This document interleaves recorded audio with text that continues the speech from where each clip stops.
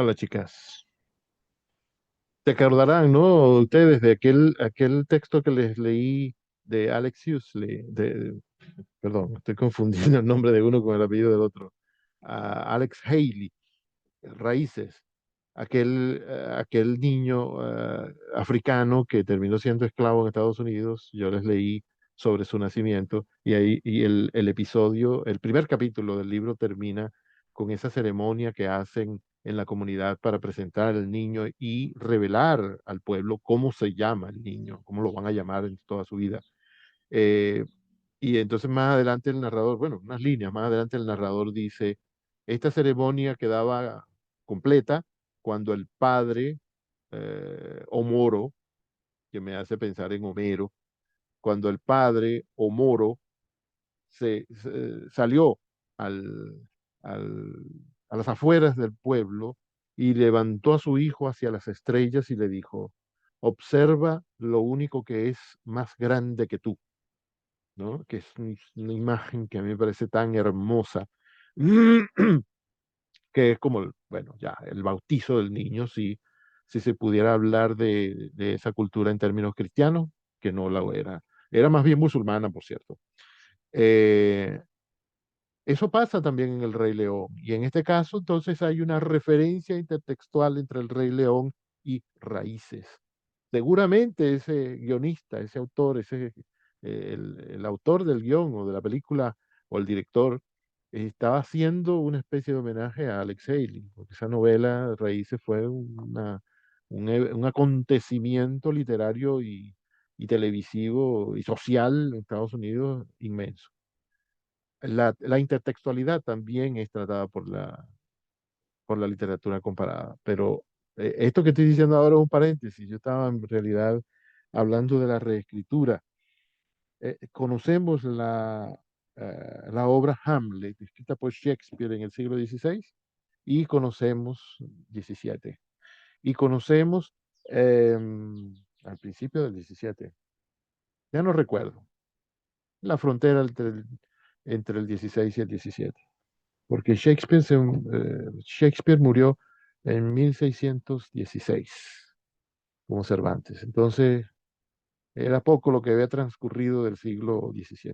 Bueno, conocemos la historia de Hamlet, que es la obra de Shakespeare, y luego en el siglo XX, al final, viene este cineasta, este guionista o lo que sea, y recrea, reescribe. eh, Cuenta la historia otra vez, recuenta la historia, por supuesto, con elementos nuevos, con detalles nuevos, que hay que tomar en cuenta, que hay que analizar, pero también hay que ir más allá de ellos.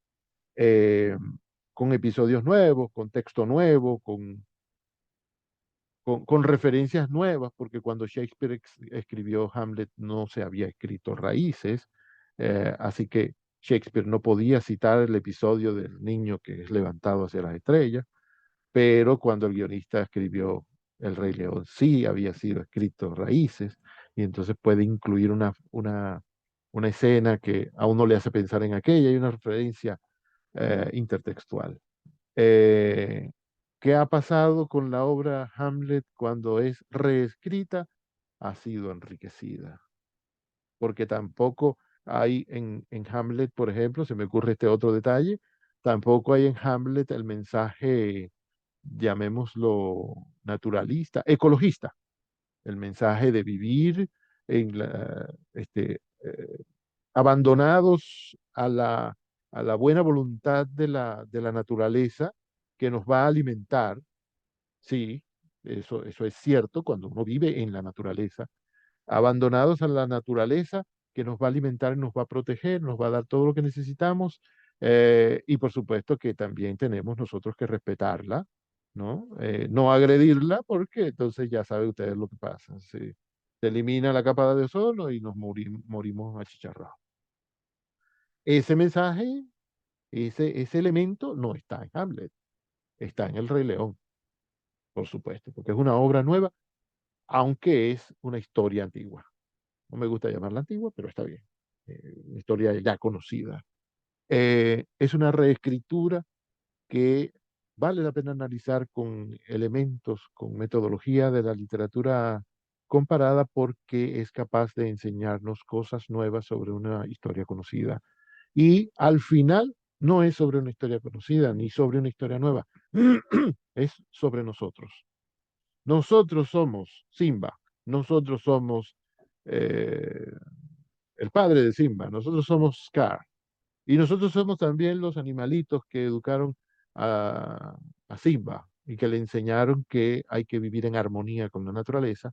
Y somos también el fantasma del padre de Simba, que se le aparece y le dice, tú tienes que regresar, no ya, como dice Shakespeare, a vengar la muerte de tu padre, a vengar, a darle su merecido al asesino de tu padre, que es tu tío. No, ya, ya no a eso, bueno, también, pero no, pero no es lo principal.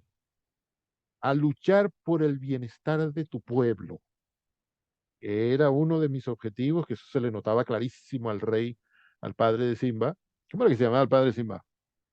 Se llamaba Mufasa, Mufasa. literalmente en la reunión anterior lo había mencionado, Sí, pero ok. no se preocupe. No, es que a mí no me viene.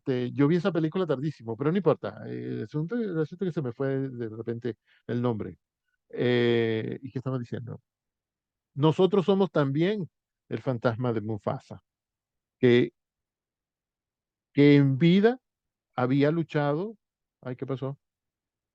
Que en vida había, no sé si debería decir luchado, pero como gobernante había tenido la actitud de trabajar para que su pueblo fuera feliz. Y luego muerto, eh, esas cosas pasan en la ficción, y luego muerto influye en su hijo para que ya una vez grande y una vez que ya ha aprendido cosas de la vida, bueno, que asuma su responsabilidad, que vuelva a trabajar para que el pueblo sea feliz, que se libere de la dictadura del tío que, que fue quien lo mató a él.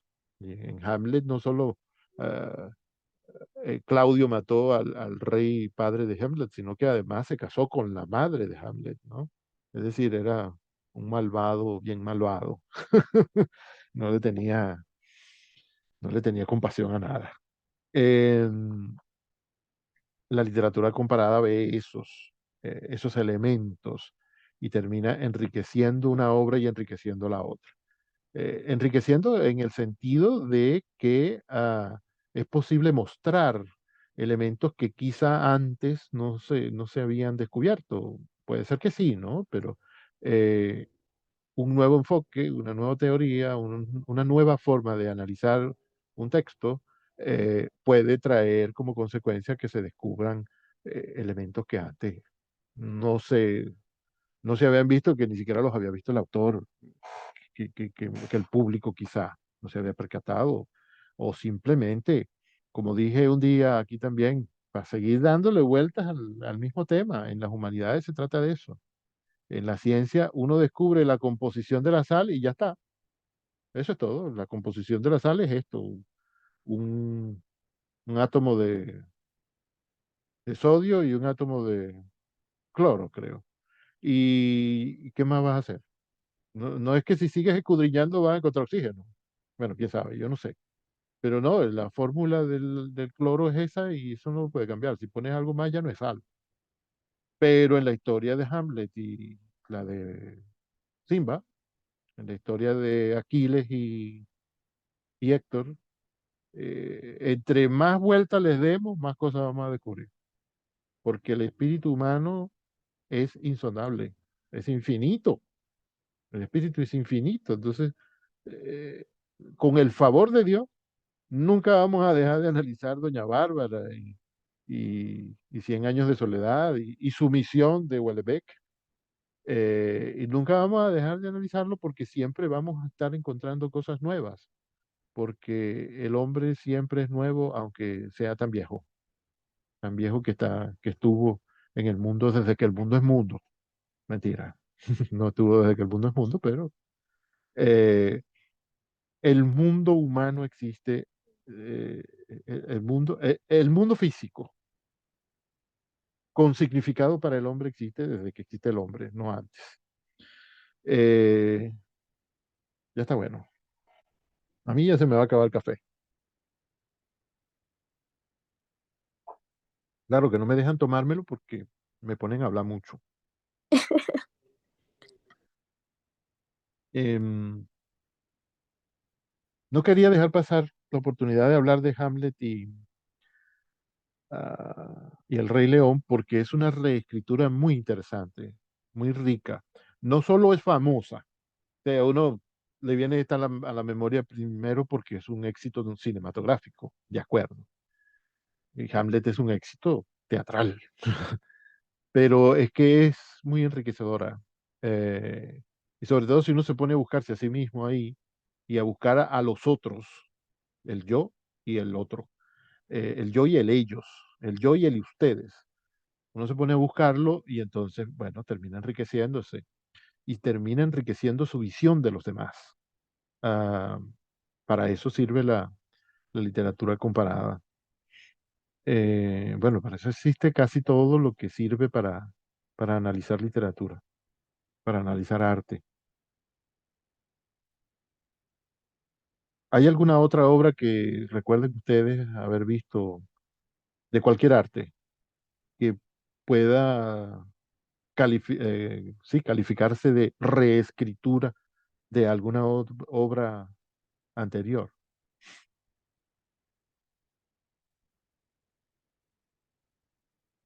Ahorita a mí mismo no se me ocurre ninguna, pero ya se me va a ocurrir.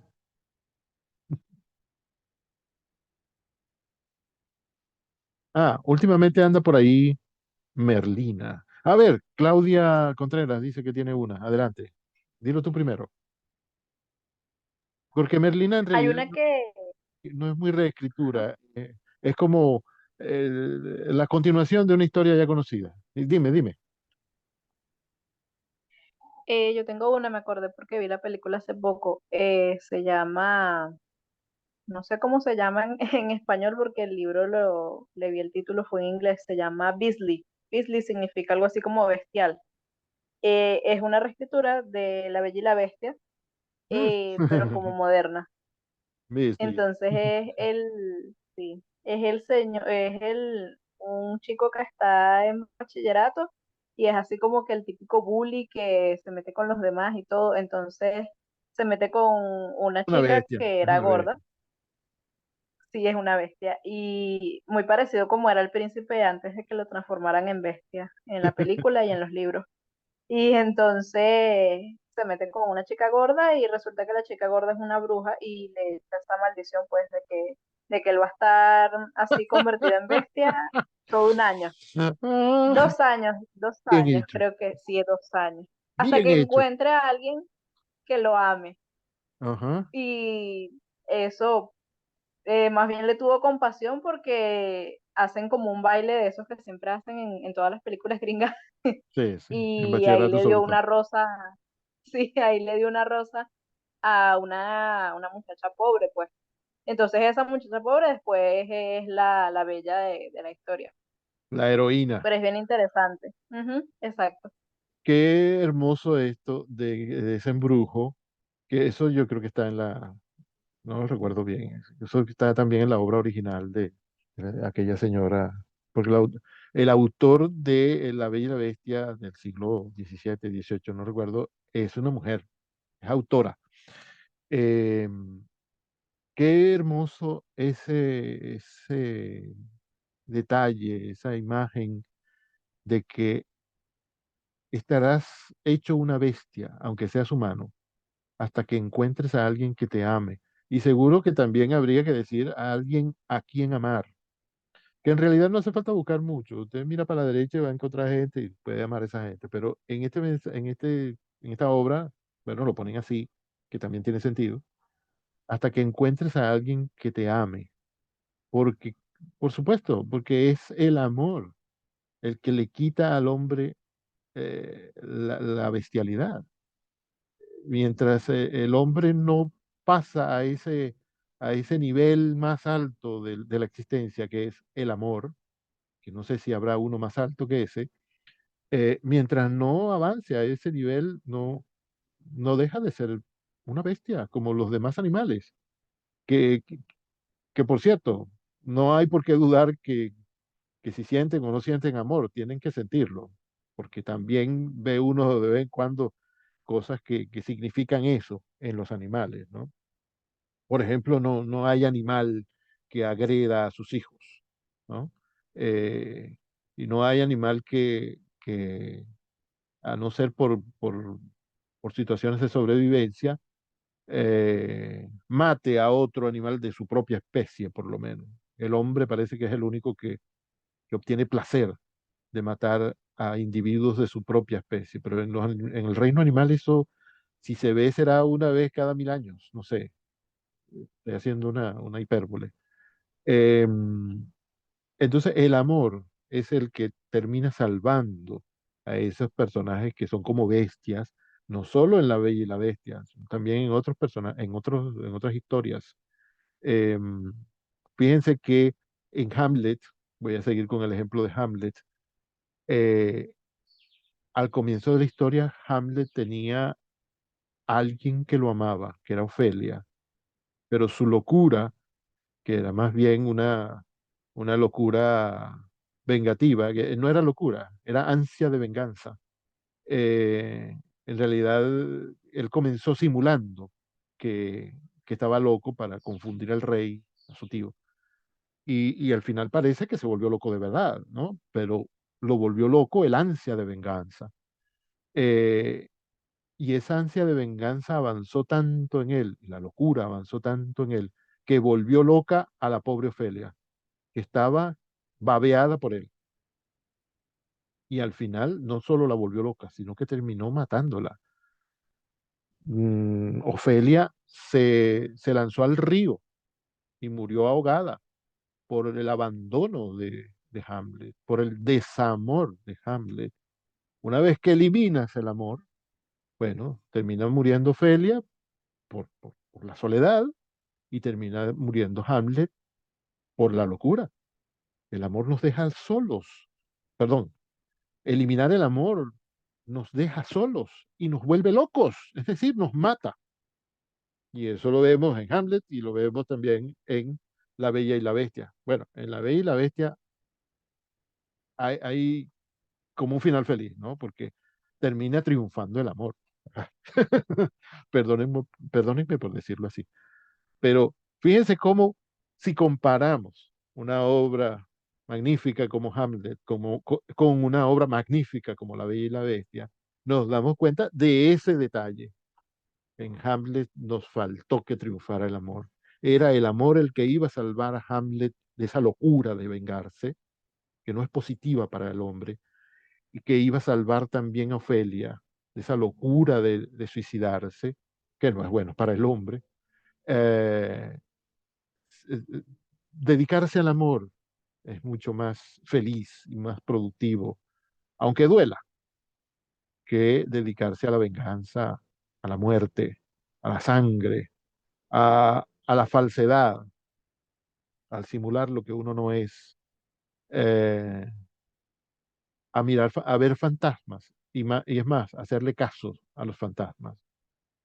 Vale más la pena ah, buscar, aunque parezcamos unas bestias cuando lo estemos buscando, a buscar el amor, que es el que nos salva.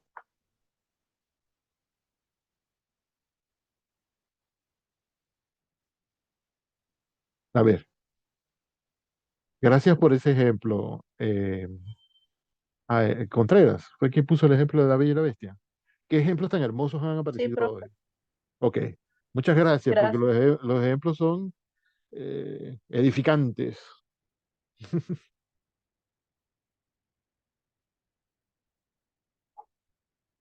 Eh, digamos que quizá esa obra que leíste, esa película, ya no recuerdo si es una película o una obra, una novela, Beastly, ¿es una novela o una película? O las dos cosas. Primero sacaron el libro y después sacaron la película. Ok, ¿y tienes el libro?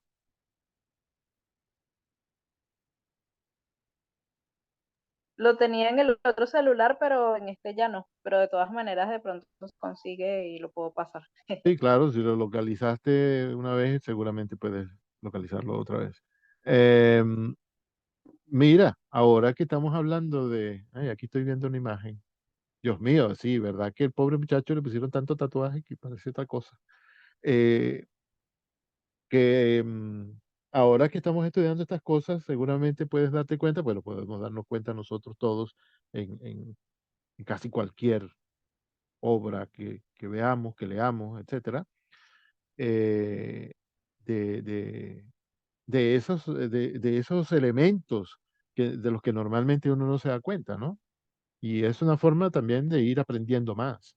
Y también da la posibilidad incluso de crear más. Em, Cuando apareció la imagen ahí supongo que será el afiche de la película, me entretuve con eso y se me disparató la idea que iba a decir. Ah, sí, lo original que había pensado era que eh, tú habías visto esa película, habías leído el libro, lo que sea, antes de que, no, de que comenzáramos a estudiar literatura comparada y bueno, seguramente ahora podrás ver cosas que antes no estaban tan claras, ¿no? Es una ventaja, una ventaja de estudiar un poquito. Mira, aquí encontré el libro en duckplayer.es. Se titula La Bestia de Alex Flynn. A ver, ¿a quién más se le ocurre otro ejemplo? ¿Quién más tiene alguna reflexión?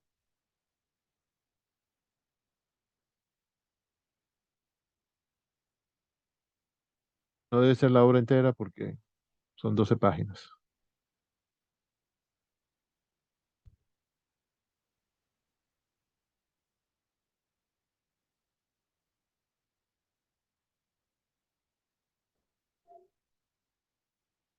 Esto que hemos conversado puede también aplicarse, como dice Aura Marina, a a la traducción, a las obras traducidas. Yo he hecho eso muy informalmente, ¿no? Profesores de la escuela que estudian literatura comparada, que están dedicados a eso en pregrado y en posgrado, siempre me dicen, Edgardo, tienes que venirte a unirte a nosotros. Y no sé qué es lo que me lo impide.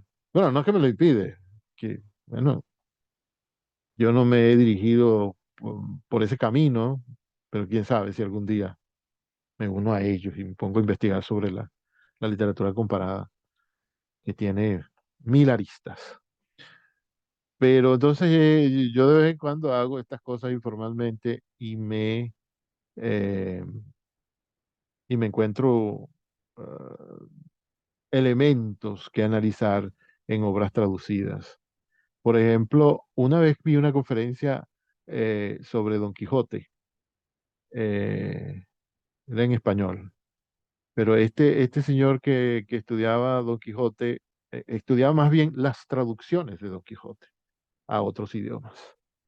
Y era fascinante porque él decía que, por ejemplo, ¿cómo ven los alemanes a Don Quijote?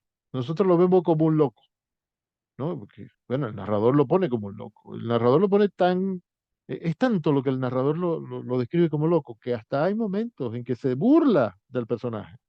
¿Ustedes se imaginan eso? El narrador se burla del personaje. Que se supone que el narrador, bueno, a lo mejor tiene su corazoncito, pero se supone que lo que está haciendo es narrarle a uno lo que pasa en la obra. Yo siempre digo, para describir el narrador es nuestros ojos ahí dentro de ese mundo que nosotros no vivimos porque es ficción, pero ahí dentro hay un mundo, un universo que tiene todo lo que hay en la realidad, si es que la realidad existe, pero bueno, que se maneja de otra forma porque es ficticio. ¿Y cómo vemos nosotros lo que pasa ahí? Bueno, mediante los ojos que nos da el narrador. O si lo queremos poner auditivo, mediante la voz del narrador.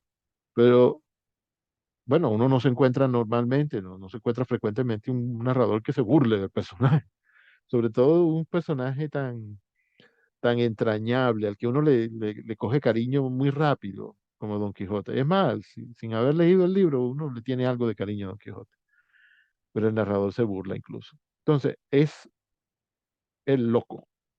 Don Quijote está sencillamente loco. ¿Cómo lo ven los alemanes? Como un hombre triste. ¿Qué ha hecho que los alemanes vean a Don Quijote como un personaje triste? Que sí tiene tristeza en la versión original, ¿no? Bueno, ya no recuerdo si son los alemanes o son los rusos los que, debido a la traducción, han concebido este personaje como un personaje triste.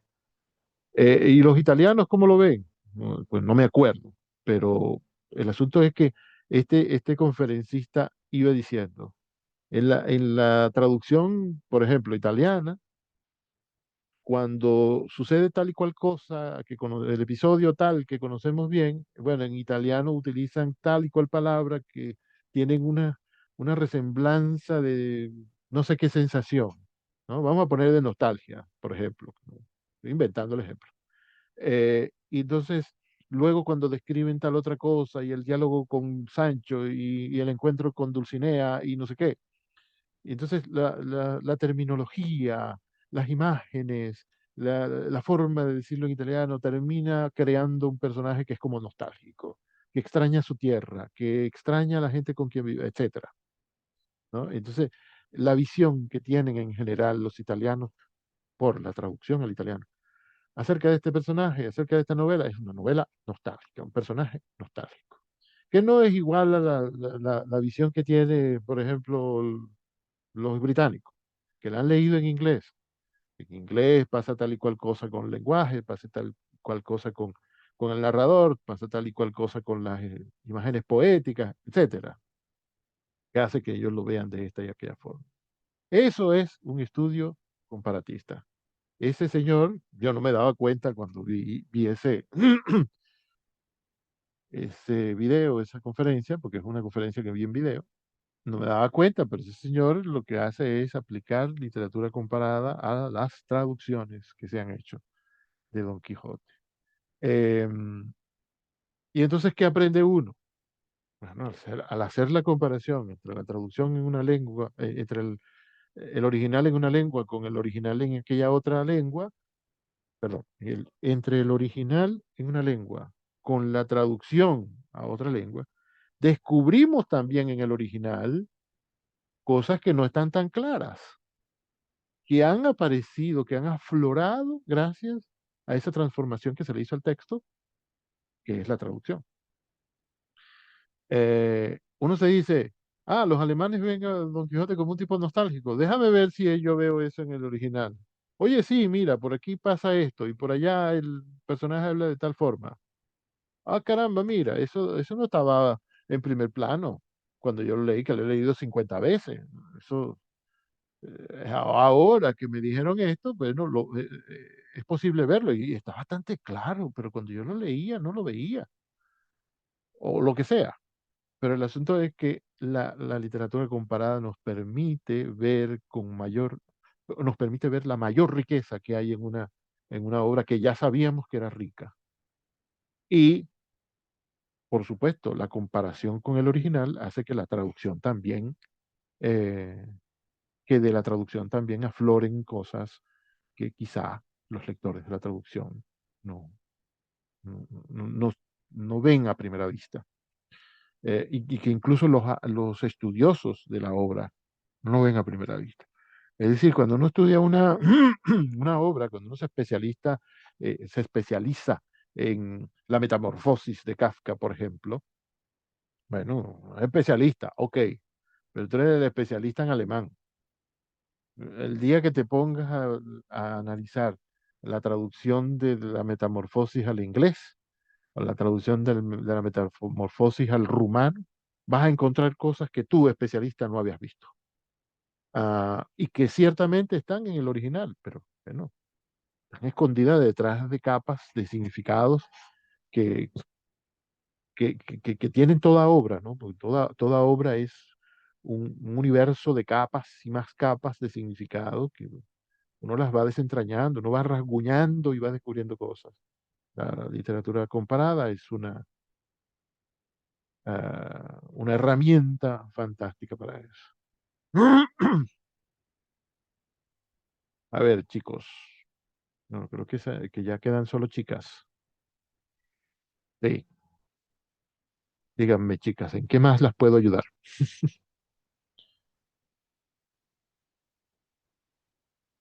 Milady, estás muy calladita. Por los momentos, no sé, pero ese ejemplo que usted dio del Quijote y sus traducciones me recuerda a cómo las traducciones que han habido de la Biblia, cuántos debates han causado sobre esas traducciones y cómo algunas veces crean dudas sobre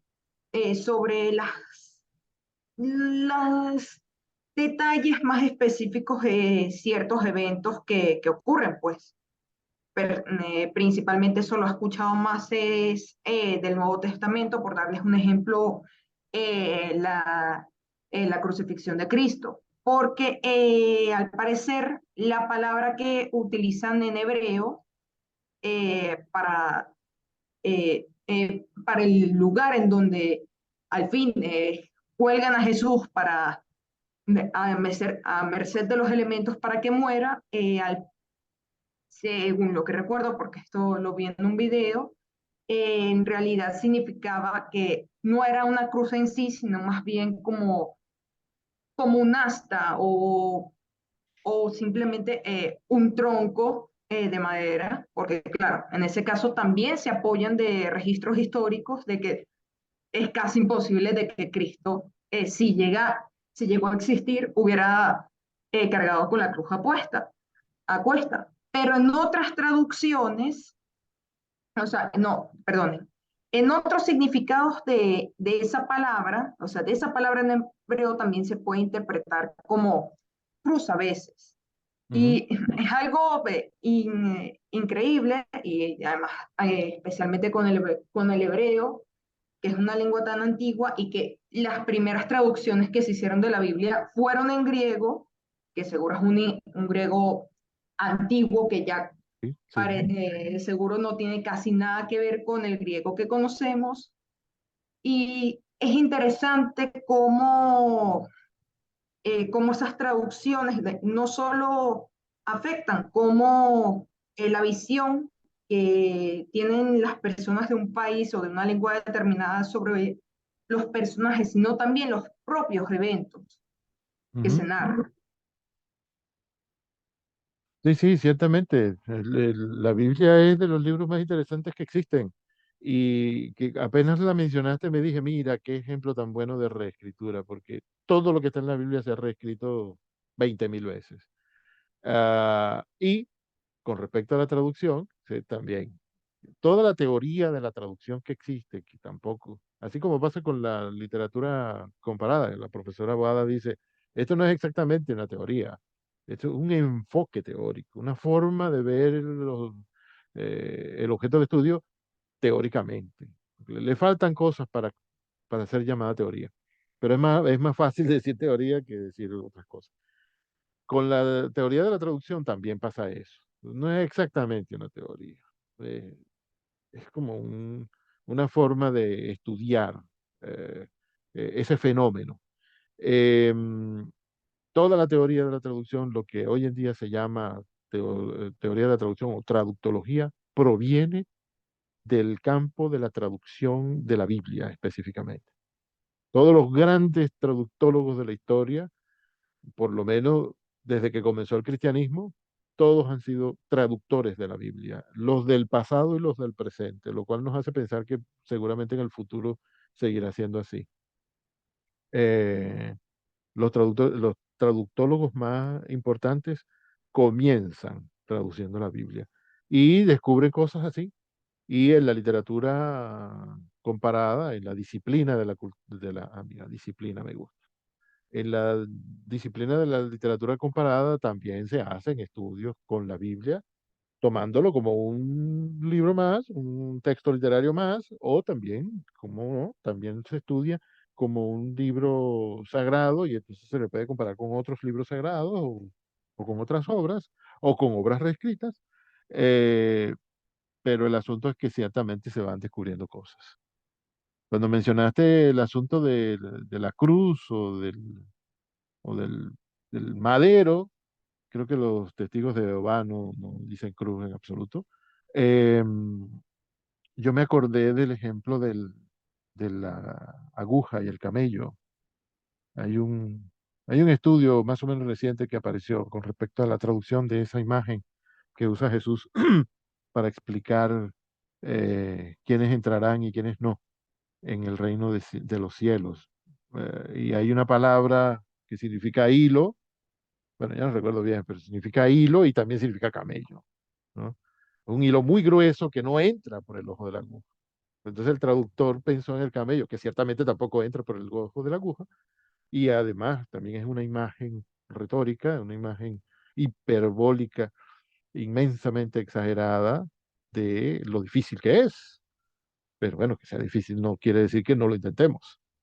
Eh, ay, parece que se cortó. Ah, no, faltan 3 minutos. Em, sí, simplemente la literatura comparada es un elemento más, una herramienta más que tenemos para estudiar incluso textos tan complejos, tan antiguos y tan hetero, heterodoxos en su composición. Eh, porque la Biblia fue escrita por cientos de manos, ¿no? Quizás no miles, pero no es un solo autor, ¿no? Son 60, 50 autores, no sé, reunidos en un solo libro y esto no impide que haya correspondencias entre estas partes y aquellas. Cuando uno lee el Nuevo Testamento encuentra cosas en las que el propio Jesús nos dice, ustedes no han leído tal cosa, y uno tiene que ir para el Antiguo Testamento a buscar a qué hace referencia. Ah, es una obra intertextual en sí misma, por cierto. Hace intratextualidad porque se refiere a sí misma como otro texto. Ajá, decía que la literatura comparada es una herramienta que nos permite también, en el caso de la Biblia, encontrar elementos nuevos, lo cual quiere decir riqueza nueva eh, y belleza nueva. Y bueno, en el caso de los creyentes, también fe nueva, ¿no? Porque se descubre una cosa nueva en la Biblia. Yo, yo puedo pensar que a un creyente le hace eh, fortalecer, digamos, su fe. Así como a los que estudian la Biblia como texto literario nada más, bueno, les hace fortalecer su conocimiento, enriquecer su conocimiento sobre el texto. eh, y al mostrarlo al público, se enriquece la obra.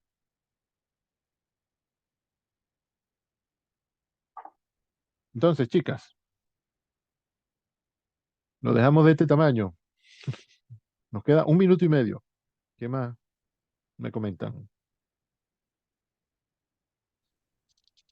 Milady, te decía que Yo, estás como calladita. Ah, mira, ahí está. sí, que había mucho ruido y sentí que no escuchaba ni mis pensamientos, pero que yo había notado en las lecturas de esta semana como las cosas muy puntuales o características muy puntuales de la literatura comparada y quedé maravillada porque cada uno de los ejemplos que cada uno iba dando relacionaba una de esas características. Ujú, Y una de las que más me gustó, y usted lo ejemplificó muy bien al inicio, es que la literatura comparada no es comparar, es ujú, buscar las relaciones que hay entre distintas obras literarias. sí. Y claro, me pareció como un concepto muy abstracto porque yo decía, si nos ponen de tarea hacer una literatura comparada, o sea, ¿cómo la haremos? Pero aquí mismo en la conversación han surgido muchos ejemplos que uno nada más como que reflexionando se va dando cuenta de cómo puede ir haciendo esa semejanza, más allá Bueno, de, no es juzgar ni comparar, es como relacionarla. sí, comienza comparando, pero en realidad lo que termina buscando es eso, las relaciones. Eh, eh, perdón,